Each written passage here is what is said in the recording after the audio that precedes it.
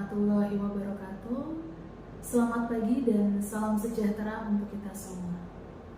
Perkenalkan, saya Agni Widya Stuti. Saat ini merupakan dosen Fakultas Ilmu Komputer, Program Studi S1 Sistem Informasi pada Institut Teknologi Bisnis dan Bahasa Dian Cipta Cendekia. Pada kesempatan ini, saya akan memaparkan pernyataan diri dalam unjuk kerja Tridharma Perguruan Tinggi, khususnya dalam bidang pengajaran pada mata kuliah yang saya ampu, yaitu Basis Data. Mata kuliah Basis Data merupakan mata kuliah wajib bagi mahasiswa semester 1 dengan bobot 2 SKS. Mata kuliah ini merupakan mata kuliah yang memberikan pengetahuan tentang konsep sistem basis data, jenis-jenis pemodelan basis data, bagaimana merancang basis data, dan perkembangan basis data. Adapun pada mata kuliah ini diharapkan mahasiswa mampu memahami dan menjelaskan konsep sistem basis data. Mahasiswa mampu memahami dan menjelaskan teknik perancangan basis data. Mahasiswa mampu merancang basis data pada sistem yang akan dikembangkan. Kemudian mahasiswa mampu menjelaskan model data, dan mahasiswa mampu menjelaskan dan merancang basis data dalam teknik rancangan basis data. Sebagai seorang dosen, saya wajib untuk menjalankan Tridharma Perguruan Tinggi, yang diantaranya adalah bidang pengajaran, yang akan saya uraikan melalui 3 aspek, yaitu DIA. Delivery, Interaction, and Assessment. Bagian yang pertama adalah delivery, di mana delivery adalah cara menyampaikan materi perkuliahan dari dosen kepada mahasiswa. Materi pembelajaran yang saya sampaikan mengacu kepada rencana pembelajaran semester yang telah dibuat dan disampaikan pada awal pertemuan saat kontrak perkuliahan. Mata kuliah basis data diharapkan mampu menunjang pencapaian profil lulusan, khususnya pada program studi sistem informasi. Capaian pembelajaran lulusan disesuaikan dengan penyusunan kurikulum yang terdiri dari 4 aspek, yaitu aspek sikap, aspek pengetahuan, keterampilan umum, dan keterampilan khusus. Perkuliahan dilaksanakan sebanyak 14 kali pertemuan dengan 1 kali ujian tengah semester dan 1 kali ujian akhir semester. Materi perkuliahan antara lain sistem basis data, pemodelan basis data, model entity relationship, model relasional, dan normalisasi basis data. Dalam menyusun materi, saya mengacu pada sumber ilmiah, baik fisik maupun digital, yang berkaitan dengan kompetensi pembelajaran. Referensi yang saya gunakan yaitu Fundamentals of Database System 7th edition, kemudian Database Management System 3rd edition, The McGraw-Hill Companies. Kegiatan pembelajaran dilaksanakan dengan menggunakan model pembelajaran Student Centered Learning, di mana metode pembelajaran berpusat pada mahasiswa yang dapat mendorong mahasiswa untuk terlibat aktif dalam menumbuhkan pengetahuan, sikap, perilaku, serta kemandirian untuk mencapai kompetensi yang diharapkan. Selama kegiatan pembelajaran, metode pembelajaran yang digunakan diantaranya yaitu ceramah disertai dengan tanya jawab, presentasi kelompok, case-based learning di mana mahasiswa menyelesaikan studi kasus dan membuat ringkasan dari studi kasus tersebut, serta practice-based learning dengan diberikan soal praktek sesuai dengan topik yang sedang dibahas. Demikian bentuk delivery yang diterapkan dalam proses pengajaran. Selanjutnya, bagian kedua dari DIA adalah interaction, yaitu interaksi antara dosen dengan mahasiswa dalam penyampaian materi pembelajaran. Bentuk interaksi dalam mata kuliah basis data yaitu interaksi secara langsung melalui tatap muka secara offline di dalam ruang kelas. Hal ini dapat dilihat dari interaksi pada saat tanya jawab serta melakukan diskusi pada saat penyampaian materi. Interaksi yang kedua adalah interaksi tidak langsung, yaitu melalui media pembelajaran e-learning yang telah disiapkan oleh Iqbal Dian Cipta Cendekia, maupun melalui media sarana WA Group sebagai sarana diskusi dan tanya jawab di luar kelas. Demikian bentuk interaction yang diterapkan dalam pengajaran. Selanjutnya, bagian yang ketiga dari DIA adalah assessment, yaitu penilaian dari proses dan hasil pembelajaran dari mahasiswa. Kriteria dan bobot penilaian yang saya lakukan meliputi tugas, ujian tengah semester, dan ujian akhir semester. Demikian penjelasan mengenai delivery, interaction, and assessment pada mata kuliah basis data.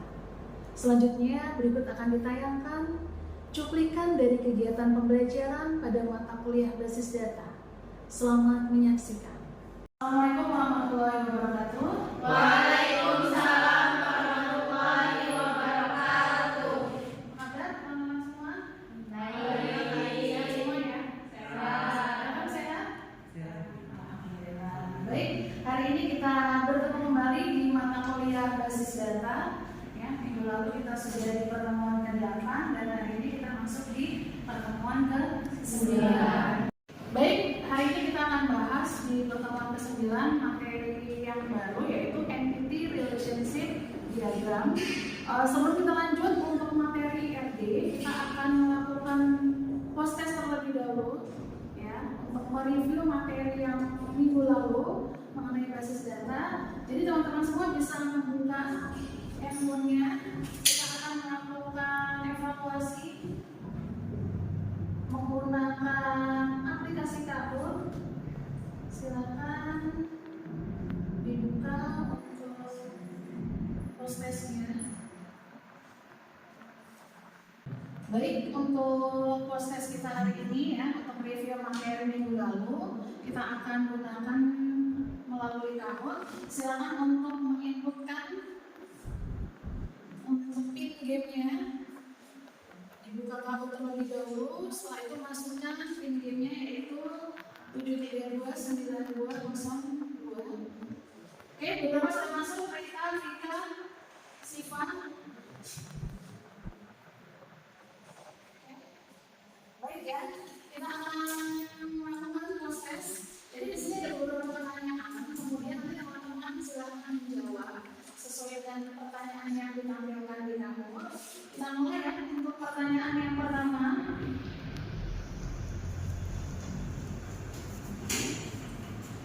Oke, di sini ada proses basis data. Bersiap, silakan dibaca untuk soalnya dengan teliti dan dijawab juga. Ada 4 pilihan jawaban. Soal yang pertama yang tidak termasuk dalam operasi dasar basis data. Ini ada pilihan create database, drop database, delete, dan query. Kira-kira mana nih yang tidak termasuk dalam operasi dasar basis data? Silakan dijawab. Oke, waktunya habis. Terlihat di sini ada 5 mahasiswa yang menjawab dengan benar ya. Yang tidak termasuk operasi dasar basis data adalah query. Baik, untuk soal yang berikutnya, soal kedua, silakan diperhatikan.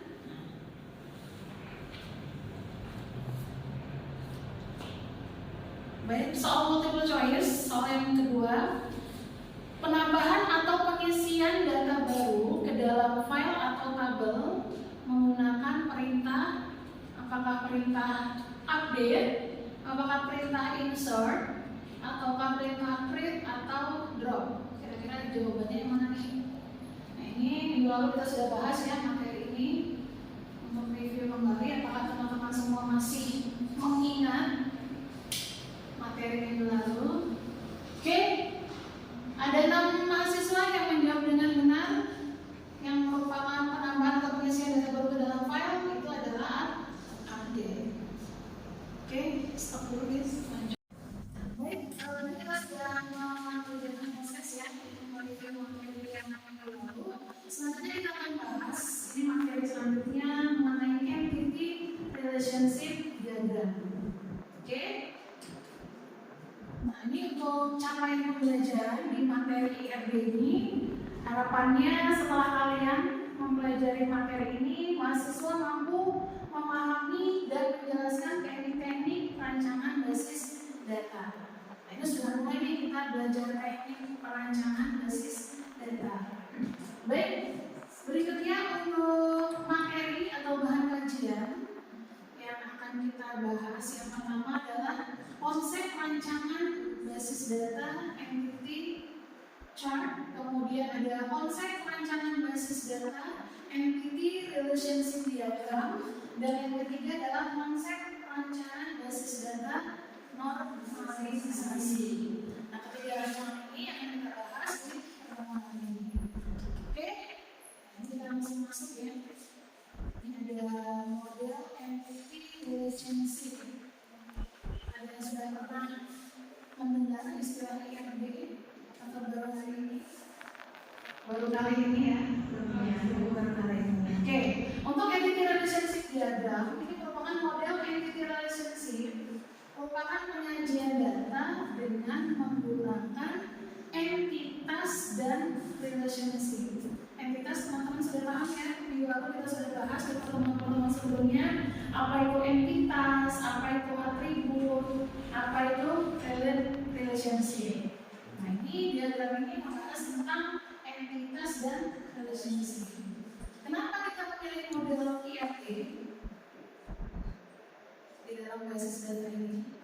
Dalam merancang sebuah basis data, salah satu perancangannya kita menggunakan entity relationship diagram, karena di sini merupakan salah satu model yang mudah dipahami, dimengerti oleh pengguna, kemudian mudah disajikan oleh perancang basis data.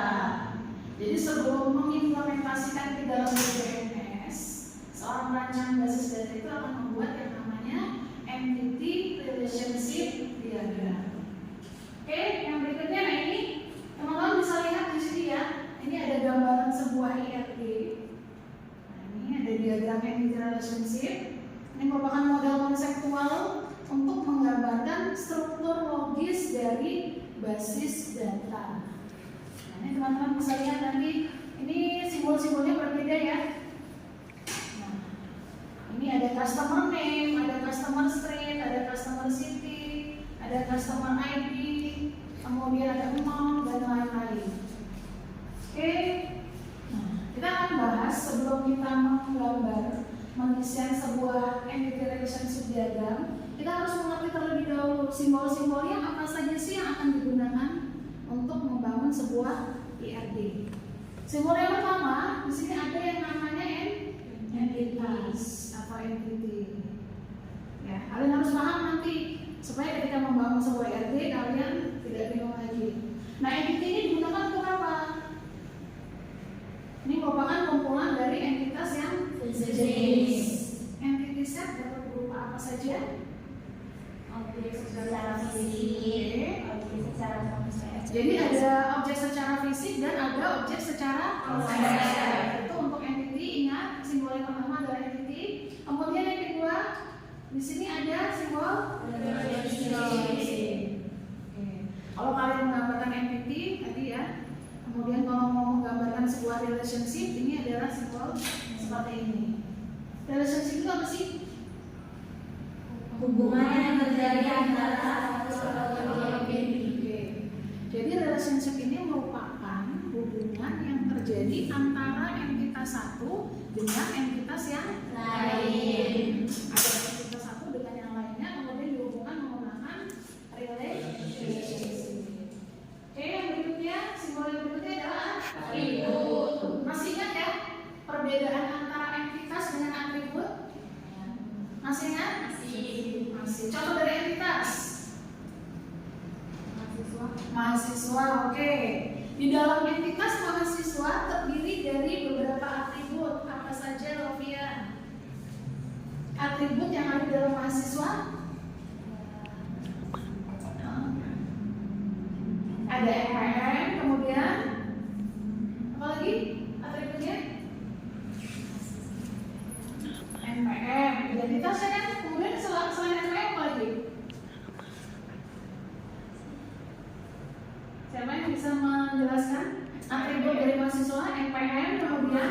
Nama mahasiswanya ada tanggal lahir, alamat, tempat tinggal atau alamat sama ya, tempat tinggal dan alamat ya. Kemudian masih banyak program studi, nomor handphone, kemudian apa jenis kelamin ya. Jadi teman-teman harus bisa membedakan antara entitas dengan atribut. Nah ini simbol untuk atribut seperti ini, elips ya. Kemudian simbol yang berikutnya, simbol yang berikutnya kita masuk ke dalam jenis-jenis. Nah ini, oke. Kalau tadi kita sudah membahas tentang simbol, yang berikutnya kita akan bahas tentang jenis-jenis dari atribut. Nah yang pertama apa? Ada atribut K. Yang namanya K itu adalah utama ya, atribut kunci. Kemudian ada atribut simpel, di mana atribut sederhana yang tidak dapat dibagi lagi nilainya. Kemudian ada atribut komposit. Atribut komposit adalah atribut yang dibagi lagi dalam beberapa bagian. Yang dapat dibagi lagi menjadi beberapa bagian. Ada atribut K, atribut simpel, dan atribut komposit. Nah yang berikutnya nih, atribut single value. Atribut single value ini merupakan atribut yang memiliki hanya satu nilai saja atau value saja. Satu value disebut dengan atribut single value. Kemudian atribut yang berikutnya adalah multi value. Kalau tadi single hanya satu, nah untuk yang multi value ini di mana atribut memiliki lebih dari satu nilai atau lebih dari satu value disebut dengan atribut multi value. Yang berikutnya adalah atribut turunan. Nah, atribut turunan ini ya, atribut turunan ini diperoleh dari pengolahan data atribut lain yang berhubungan. Contohnya seperti apa untuk atribut turunan? Umur. Umur dihasilkan dari pengolahan data apa? Pengolahan dari atribut tanggal lahir. Kita bisa menentukan atribut turunan yaitu umur berdasarkan pengolahan atribut dari tanggal lahir. Karena atribut turunan di sini merupakan hasil yang diperoleh dari pengolahan dari atribut yang lainnya. Ketika kita tidak memiliki atribut tanggal lahir, maka atribut turunan umur tidak bisa diketahui. Paham ya?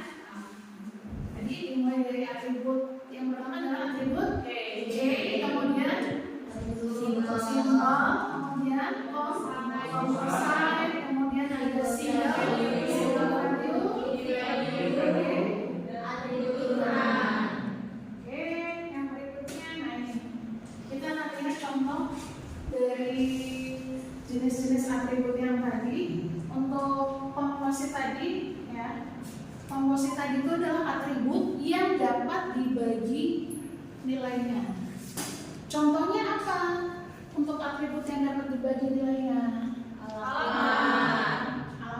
Nah, alamat bisa kita identifikasi lebih detail lagi, mulai dari jalannya, ya kan? Kemudian kelurahan, kecamatan, kabupaten, ya kan? Nah, kita bisa bedakan, kita bagi-bagi kembali untuk atribut alamat. Negara, kota, dan provinsi. Itu untuk contoh atribut komposit. Kemudian multi value. Nah, multi value tadi adalah atribut yang memiliki lebih dari satu atribut nilai atau value, ya kan? Contohnya apa untuk atribut multi value? Mahasiswa.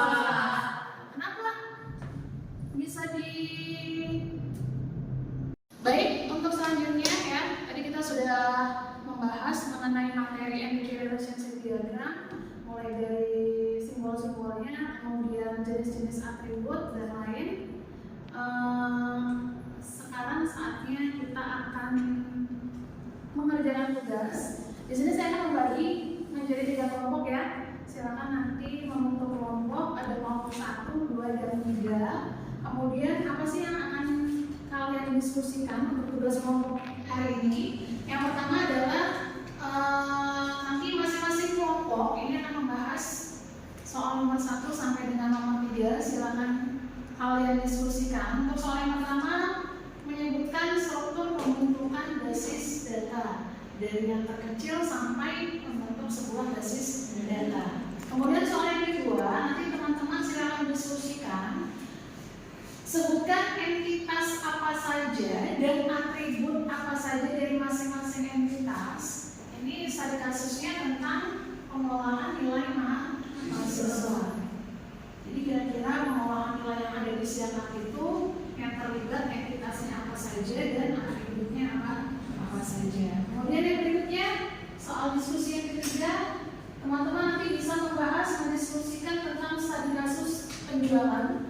Kalau di nomor 2 tentang pengolahan nilai, di nomor 3 ini adalah studi kasus tentang penjualan. Masih sama, nanti silakan didiskusikan entitas apa saja yang terlibat di dalam kasus penjualan dan atribut apa saja yang terlibat di kasus penjualan.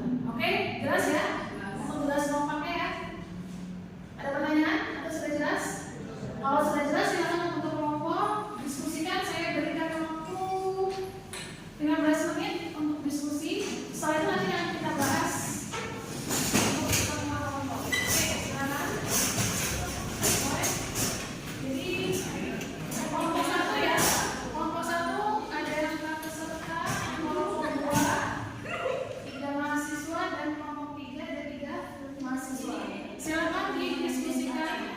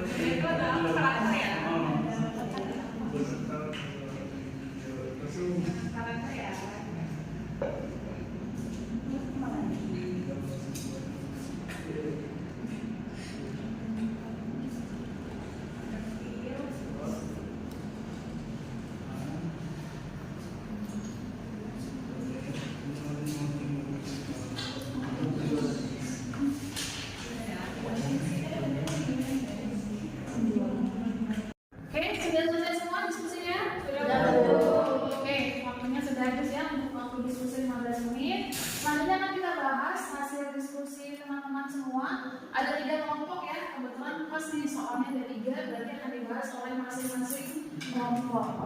Pertanyaan yang pertama, di sini mengenai struktur pembentukan basis data dari yang terkecil sampai membentuk basis data. Silakan hasil diskusi dari kelompok 1, jawabannya seperti apa? Yang paling pertama itu ada karakter. Oke. Lalu ada file. File atau file? File. Selanjutnya ada PowerPoint. Lalu membentuk basis data. Jadi mulai dari karakter sampai membentuk basis data. Oke ya. Oke, untuk soal nomor 1 sama ya jawabannya. Hasil diskusinya sama. Oke, yang berikutnya untuk soal nomor 2 di sini studi kasus tentang pengolahan nilai. Teman-teman diminta untuk menyebutkan entitas dan atribut yang terlibat dalam kasus studi kasus pengolahan nilai. Kelompok 2 nih, silakan hasil diskusinya seperti apa? Yang pertama NPM. Oke. Kode NPM untuk apa? NPM itu entitas atau atribut? Atribut. Sebutkan entitasnya terlebih dahulu. Entitasnya apa saja di pengolahan nilai? NPM. Entitas. Ya. Kalau NPM itu masuk ke dalam atribut. NPM masuk ke dalam entitas mahasiswa. Oke, jadi entitasnya ada entitas mahasiswa, apalagi? Ada mata kuliah, apalagi? Nah, Nilai angka dan nilai huruf. oke, nilai angka dan nilai huruf itu masuk ke dalam entitas atau atribut? Atribut atau entitas? Nilai angka dan nilai huruf masuk ke dalam atribut. Atribut apa? Entitas apa? Entitas pengolahan nilai. Kalau mahasiswa yang masuk ke dalam entitas mahasiswa itu adalah NPM, nama, alamat, ya kan? Kelas, program studi, nah itu masuk ke dalam entitas mahasiswa. Oke ya? Saya akan review materi hari ini. Kita simbol-simbol yang akan digunakan dalam membangun sebuah IRD, dalam merancang sebuah IRD. Kemudian tadi juga sudah membahas jenis-jenis atributnya, ya kan? Kemudian membahas tentang relasi, derajat relasi. Ada one to many, ada one to one, ada many to many. Nah, sebenarnya tuh ada yang mau ditanyakan dari materi yang kita bahas hari ini? Silakan. Saya ingin bertanya. Oke, silakan, Fajar. Saya masih belum paham di bagian jenis atribut turunan. Oke, tadi sudah dijelaskan ya, jenis-jenis atribut itu sangat banyak. Mulai dari single value, multi value yang ditanyakan Fajar adalah atribut turunan. Atribut turunan itu merupakan atribut yang dihasilkan dari atribut yang lainnya. Contohnya adalah tanggal lahir. Dari atribut tanggal lahir itu bisa menentukan yang namanya umur. Nah, umur itu merupakan jenis atribut turunan karena dihasilkan dari pengolahan dari data tanggal lahir. Seperti itu saja. Jelas? Oke, terima kasih. Ada lagi pertanyaan? Cukup ya? Cukup jelas ya? Baik, untuk pertemuan kita hari ini selesai. Minggu depan akan kita lanjutkan dengan materi lainnya ya. Terima kasih. Saya akhiri. Wassalamualaikum.